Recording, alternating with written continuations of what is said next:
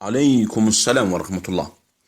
Qardaş, ipəyin halal və ya haram olması, ondan geyim kimi istifadə edilməsi və ya üzərində oturulub və ya yatdıqda insanın üstünə və ya altına örtməsinin icazəli olub, olmaması barədə soruşur.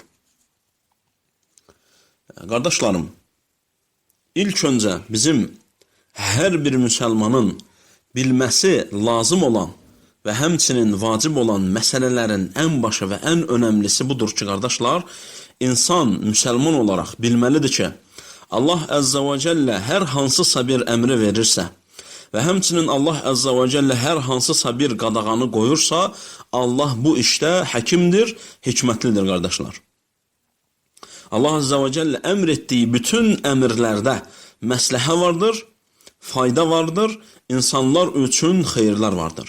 Və həmçinin, qardaşlarım, qadağan etdiyi elə bir şey yoxdur ki, onun içərisində məfsədə olmasın, fitnə olmasın, fəsad olmasın, insanların zərəri olan bir şey olmasın, qardaşlar. Bəzən, qardaşlarım, əmrlərin və həmçinin qadağaların içərisində olan hikmətlər və ya onların içərisində olan faydalar və ya zərərlər görünən olur, zahir olur və insan bunu bilir. Bəzən isə, qardaşlarım, bu hikmətlər gizlin olur. Bu hikmətlər həmin şeylərin içərisində gizlin olur və insanlar bunu bilmir. İnsan bunu bildiyi zaman, qardaşlar, və ya bilmədiyi zaman, məsələ onda deyil ki, bunun içərisində olan hikmətləri insan bilə. Məsələ ondadır ki, insan Rəbbinin, Allah Əzzə və Cəllənin bu şeylərdə həqiqətən hikmətinin olduğunu və həmçinin qullarına daima və əbədən ən gözəl şeyləri əmr edib və ən pis şeyləri çəkindirdiklərinə iman eləməlidir. Onun üçün insan həmən əmrləri yerinə yetirməyə və həmçinin qadağalardan çəkinməyə tələsməlidir. İstər onun içərisindəki hikmətləri bilsin, istər bilməsin. Və bununla da Allaha həmdlər və şükürlər etməlidir, qardaşlar. İnsanın və müsəlmanın bir şeyin içərisində olan hikməti bilməməsi, həmin şeyə əməl etməsinə və ya həmin şeyə tərk etməsinə mane olmamalıdır. Həqiqi təslimiyyət də Allahın əmrlərinin qarşısında bax budur, qardaşlar. Bizim üçün elə də önəmli deyil ki, bir şeyin içərisində olan hikmətləri tamı-tamına bilək. Əgər içərisində olan hikmətlər bizə aydın olubsa, aləmlərin Rəbbi olan Allaha həmdlər və şükürlər olsun. Və aydın olmayıbsa, bizim etiqadımız Allah haqqında budur ki, həmin şeylərdə həqiqətən də Allah hikmətlidir və Allah bunu biləndir, Allah bilir, biz bilmirik, qardaşlar. Və bununla da tam bir şəkildə insanın təslimiyyəti bilinir. Bax, İslam da budur. İnsanın bütünlüklə Allaha təslim olması, əmrlərinə tam bir şəkildə itaət edib boyun əyməsidir, qardaşlar. İnsan hər hansısa bir əməli hikmətlərə bağlayaraq ona əməl etsəydi, o zaman, qardaşlarım, həqiqətən də heç bir şeyə əməl etmiş sayılmazdı. Heç bir şeyə əməl etmiş sayılmazdı. Və həmçinin insan bu şeydə Rəbbinə itaət etmiş sayılmazdı. Hansı ki o bilir, biz bilmirik, qardaşlar. Hansı ki o bilir, biz bilmirik bu şeyləri. Biz bu sözümüzlə, qardaşlarım, demək istəmirik ki, insan hər hansısa bir Allahın əmrinin və ya qadağasının halal etdiyinin və ya haram etdiyinə baxmamalıdır, içərisində olan hikmətlərə diqqət eləməməlidir. Yox.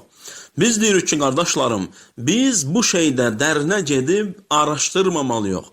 Əgər bəlli olan bəllidirsə, Allaha həmdlər olsun. Əgər bəlli deyilsə, o zaman heç bir problem də yoxdur.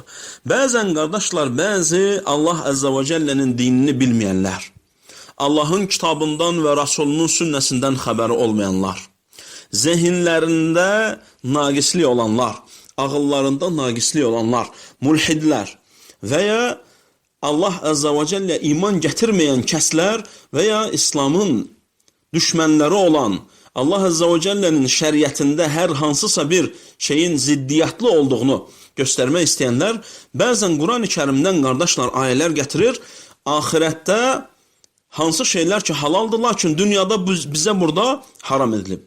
Və deyir ki, necə ola bilər ki, Allah burada qadağan etsin və ahirətdə bunu halal etsin və qulları üçün onlara veriləcək bir mükafat etsin.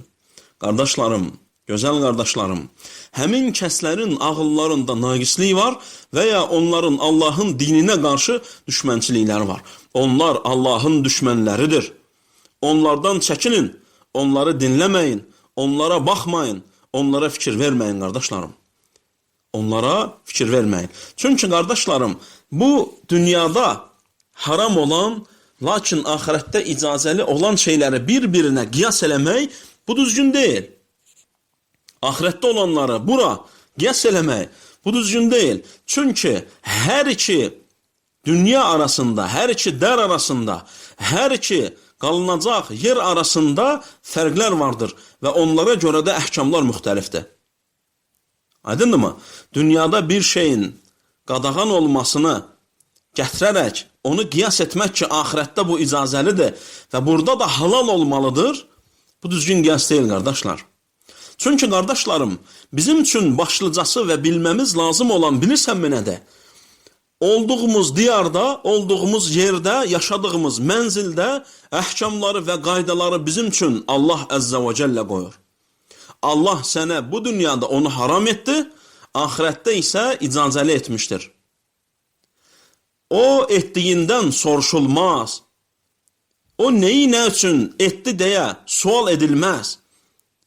Allahın etdiklərindən kimsə soruşmaz, Allah soruşulmaz. Allah əmrlər verər, Allah qadağalar qoyar. Qulun üzərinə düşən isə əmrləri yerinə yetirmək, qadağalardan çəkinməkdir. İçərisində olan hikməti bilsə belə, bilməsə belə, ona aydın olsa belə, aydın olmasa belə, tam bir şəkildə təslim olmalıdır. Çünki Allah istədiyini edər. Allah istədiyini əmr edər, Allah istədiyini qadağan edər. Aydındır mı, qardaşlar? Onun üçün insanın nəyisə ahirətdə olan şeyə qiyas etməsi bu batildir.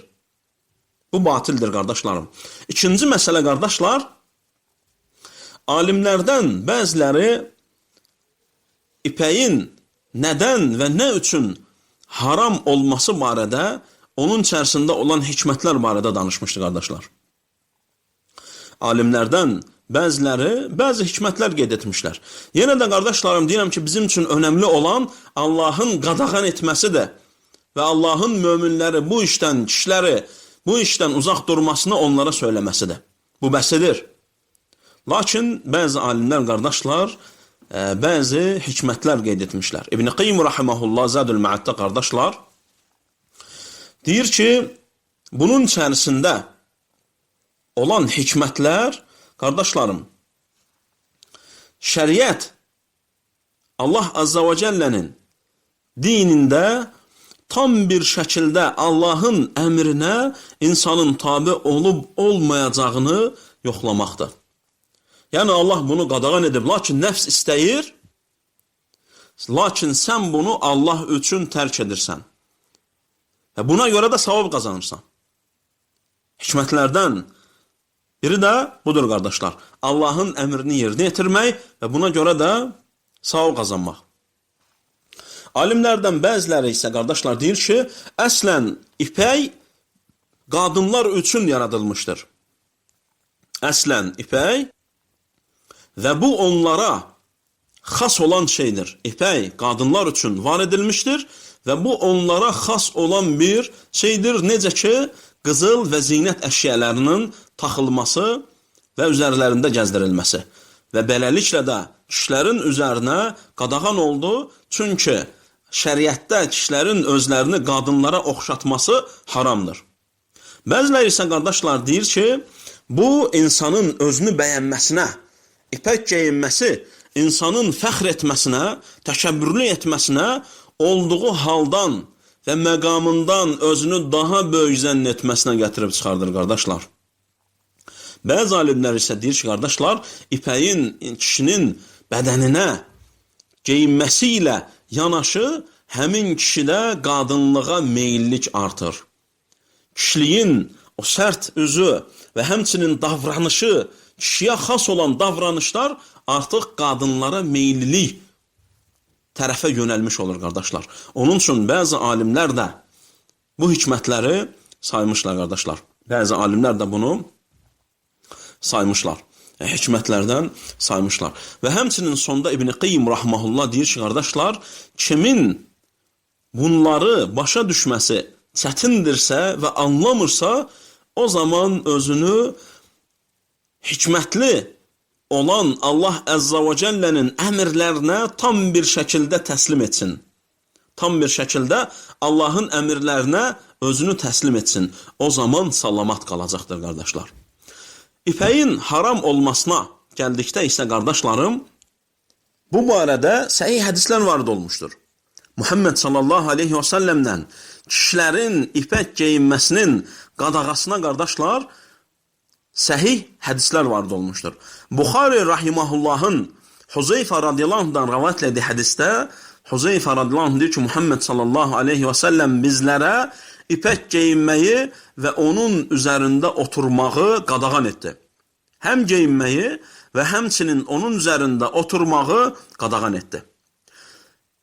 Hafiz İbn Hacer rahimahullah, qardaşlar, deyir ki, üzərində oturulmasının qadağan edilməsi, qardaşlarım, burada deyir, güclü dəlil vardır ki, onu həm insanın üzərinə örtməsi, onun üstündə yatması da qadağandır, qardaşlar. Və alimlərin bu hədisə görə deməsi ki, ipəyin üzərində oturmaq da olmaz, bu hədis böyük bir dəlildir, qardaşlar, güclü bir dəlildir. Və bu cümhurun qavlidir. Cümhur alimlər bu rəydədirlər ki, ipəyin hətta üzərində kişilərə oturmaq qadağandır, qardaşlar. Necə ki, Sa'd ibn Əbu Vaqqas radiyallahu anhu deyir ki, mənim yanar közün üzərində oturmağım mənim üçün mənə daha sevimlidir, nəinki ipəyin üzərində oturmaqdansa. Yanar közün üzərində oturmaq mənim üçün daha yaxşıdır deyir, nəinki mən ipəyin üzərində oturum. İbn Qayyim rahmehullah və həmçinin İmam Nawavi rahmehullah deyirlər ki, qardaşlar, kişilərə ipəkdən istifadə etməsi, onları geyinməsi, onların üzərində oturması, onlarla özünü örtməsi, onu özü üçün pərdə götürməsi, üzərinə örtüb istifadə etməsi haramdır və bu şeydə ixtilaf yoxdur, qardaşlar. Bu şeydə ixtilaf da yoxdur kişilər üçün. Bu qadağan olan şeylərdəndir, qardaşlar.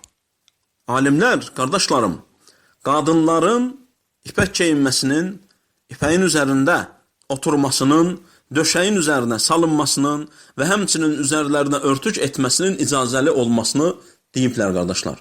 Lakin cümhur alimlər, malikilər, şafilər və həmbəlilər həmin şeyin haram olmasına deyiblər, qardaşlar. Həmin şeyin haram olmasını qeyd etmişlər. Və həmçinin Əli radiyallahu anh'ın rəvayət etdiyi hədisdə Muhammed sallallahu aleyhi və səlləm ipəyin və həmçinin qızılın ümmətin kişilərinə haram olduğunu deyir. Bu, dünyada kafirlər üçün, axirətdə isə möminlər üçündür. Dünyada kafirlər üçün, axirətdə isə möminlər üçündür. Və həmçinin Şeyx Fəvzan, hifzahullah, soruşulur ki, qardaşlar, üzərinə ipək parçadan toxunmuş, tikilmiş döşəyin və ya oturacaq nimdaş nimdərlərin üzərində sərib oturmaq olarmı? Onlardan istifadə eləmək olarmı? Şeyx cavab olaraq deyir ki, kişilərə həmin örtüklərdən, döşəklərdən, yataqlardan, paltarlardan istifadə edilməsi icazəli deyildir. Hansı ki, onlar ipəkdəndir. Çünki Allah Əzza və Cəllə bu ümmətin kişilərə bunu haram etmişdir. Kişilərə bunu haram etmişdir. Və həmçinin, qardaşlarım, toxunmaq istədiyim son olaraq bir məsələ də var ki, burada qadağan olunan geyinilməsi, üzərində oturulması və istifadə edilməsi təbii olan ipəklərdir. Təbii olan ipəkdir ki, hansı ki o baramanın əmələ gətirdiyi və düzəltdiyi ipəkdir. Yəni, texniki düzəldilmiş və tam təmiz olmayan ipəklərə aid deyildir. Onlardan istifadə eləmək olar, qardaşlar. Hansı ipək ki, təmiz, təbiidir, onlardan işlərə istifadə edilməsi qadağandır hər hansısa bir işdə, qardaşlar. Lakin hansı şey ki, düzəldilmişdir və təbii deyildir, lakin bənzədilmişdir ipəyə, o şeylərdən istifadə edilməsində heç bir problem də yoxdur, qardaşlar. Allah daha gözəl bilir.